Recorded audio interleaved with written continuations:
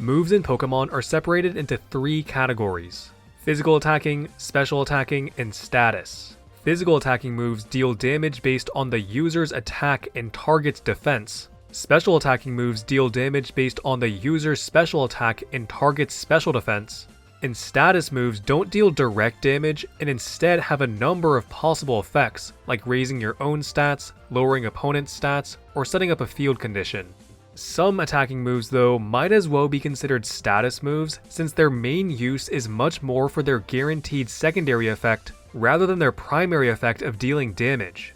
This is what I call a pseudo-status move, and I'll be discussing their use cases in competitive Pokemon and how they're not all that different from regular status moves. First, we have Nuzzle, a physical electric move with 20 base power. Nuzzle's guaranteed secondary effect is paralyzing the target, which pretty much just makes it a better Thunder Wave.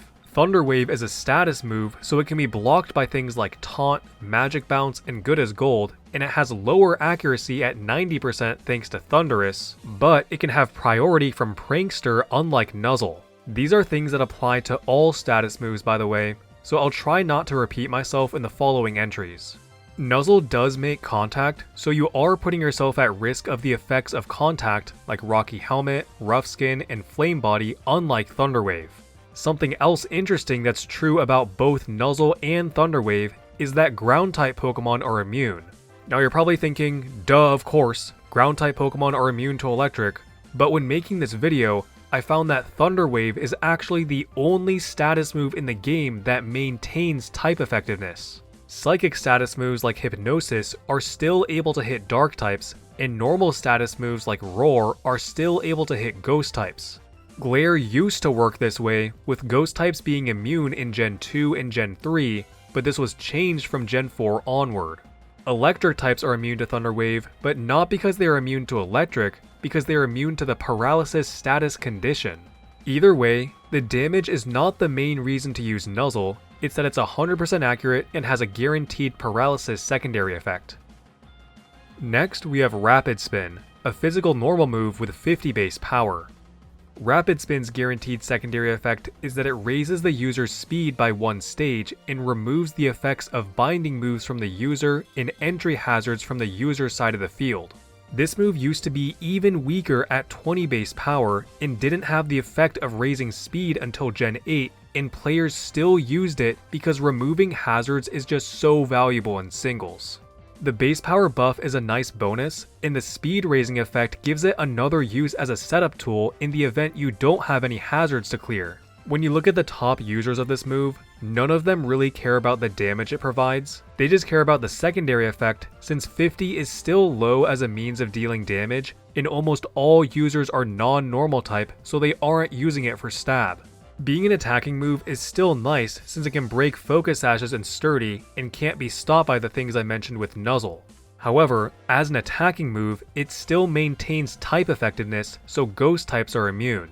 This is what makes Goldengo the ultimate anti-hazard removal Pokemon, since it's immune to status moves from its ability and immune to Rapid Spin from its Ghost typing.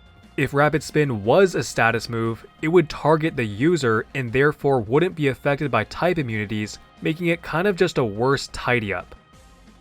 Next, we have a very similar move, Mortal Spin.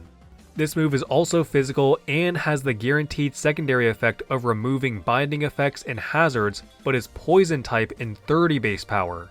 It also doesn't raise speed, but instead poisons the target, both targets if it's a double battle.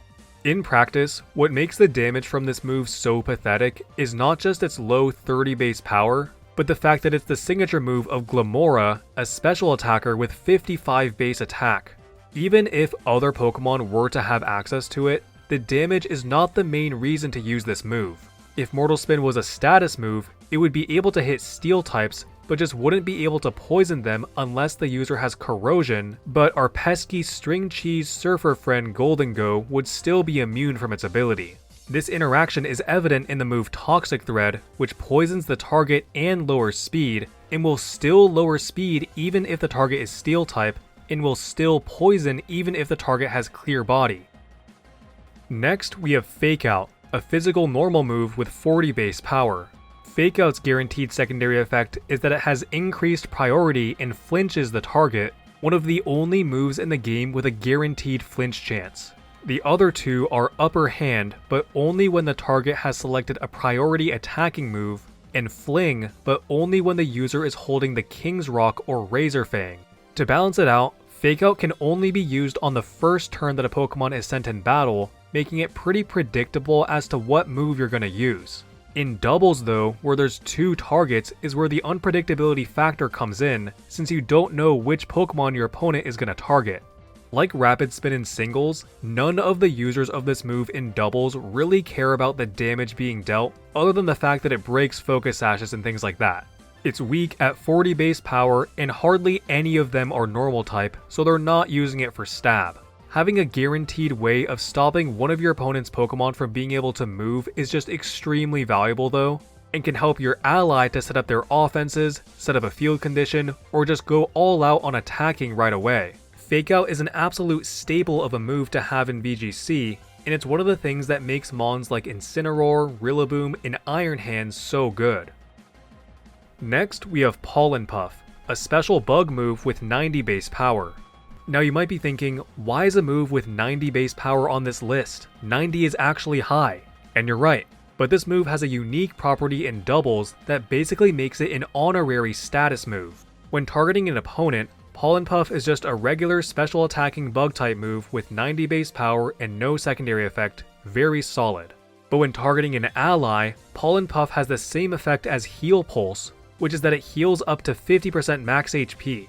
Amoonguss is the main user of this move in VGC, and it is a great option since it doubles as a solid attacking move and a supporting move that can't be stopped by taunt.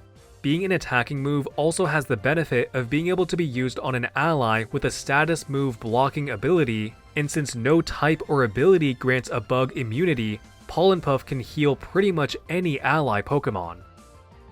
Next, we have most binding moves, with Infestation being the one that I feel best fits in this context.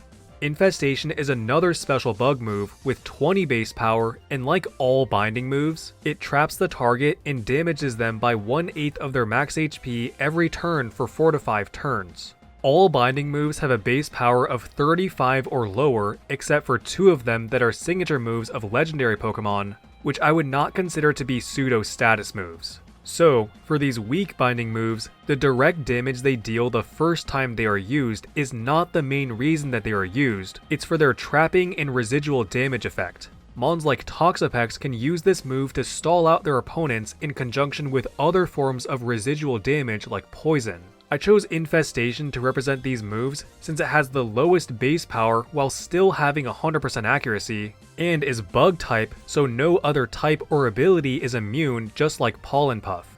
Same could be said about Salt Cure, but it's just not a binding move since it doesn't trap the opponent for a certain number of turns. I didn't feel it was different enough to get its whole own entry though, but I would count Salt Cure as a pseudo-status move.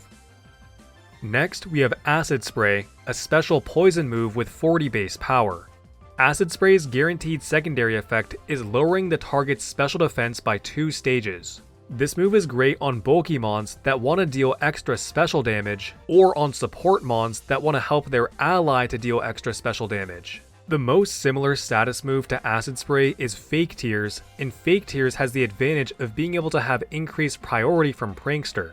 It's also worth mentioning that Acid Spray is great for Terra Raid battles, especially 7 stars where the shield goes up really quick, since it blocks status moves but doesn't block attacking moves with a guaranteed secondary effect. While some mons that use this move are poison type, they definitely aren't using it for their main stab option, since the widespread poison moves Sludge Bomb and Sludge Wave exist that they can use instead.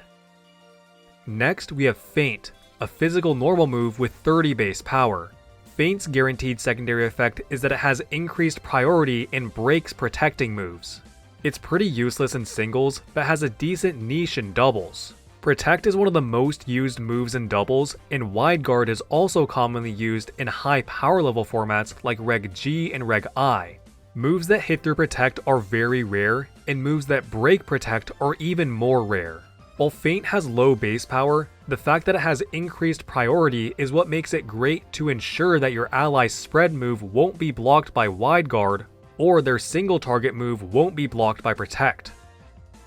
Next, we have Clear Smog, a special poison move with 50 base power.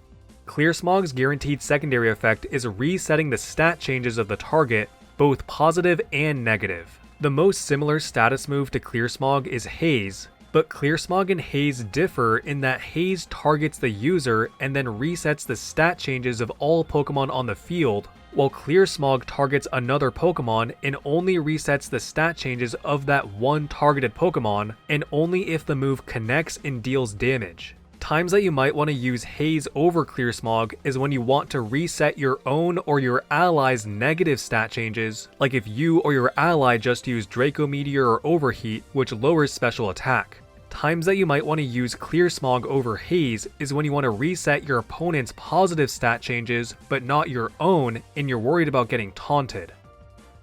Next, we have Knock Off before the Gen 6 buff. Knock Off is a physical dark move, and from Gen 3 to Gen 5, it was a measly 20 base power with no power boost of any kind. It has the guaranteed secondary effect of removing the target's item, with Gen 3 and 4 technically not removing the item, just rendering it to be useless for the remainder of the battle. This is like the epitome of a pseudo-status move, since 20 base power is really weak, but removing your opponent's held item is really useful. Now, this move is 65 base power and gets a 50% power boost when removing an item, so definitely not a pseudo-status move, it's just a busted attacking move. Lastly, I thought it would be fun to get some honorable mentions. These are moves that can feel like pseudo-status moves at times, but on the right Pokemon, they can definitely deal pretty good damage. First being U-Turn, the 70 base power bug-type move. Most users of this move aren't bug-type, so they're not using it for stab, they're using it because it's the most consistent pivoting move in the game. As I mentioned with Pollen Puff and Infestation, no type or ability is immune to bug, so unless your opponent protects, you're always going to get that switch off.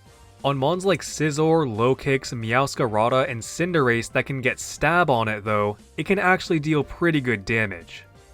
Next is Snarl and Struggle Bug. They are both special attacking spread moves and doubles that have a guaranteed secondary effect of lowering the target's special attack, with Snarl being 55 base power, 95% accurate, and Dark type, and Struggle Bug being 50 base power, 100% accurate, and Bug type. They are generally just used for damage mitigation, but Snarl on Chi-Yu can deal a pretty good amount of damage, with Chi-Yu having Stab, 135 special attack, and Beads of Ruin. In a similar way, Struggle Bug on Volcarona can deal pretty good damage, with it also having Stab and a 135 special attack stat, with Quiver Dance for setting up. Although if you're using a Quiver Dance set, chances are you're not using Struggle Bug. And Payday deserves a mention, not because it has any competitive use, but because it can drop coins that the player picks up after a trainer or wild battle, making it good for money farming. I did mention Terror Raids for Acid Spray, which also isn't competitive, so maybe this one should have been its own real entry. And those are some pseudo-status moves in Pokemon with their applicable use cases. Let me know which one of these is your favorite to use, or if you feel that I missed any. Anyway, if you want to support me and my channel, just leave a nice comment, since I do read all comments.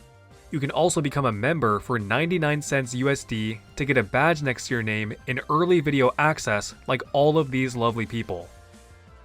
If you want bonus content, check out my second channel, Extra Bell, where I post videos I've scrapped for this channel, as well as more casual, unscripted videos. Likes are also one of the ways that YouTube determines if a video should be passed around to more people, so if you feel that this video deserves to be, I would appreciate it. Thanks for watching.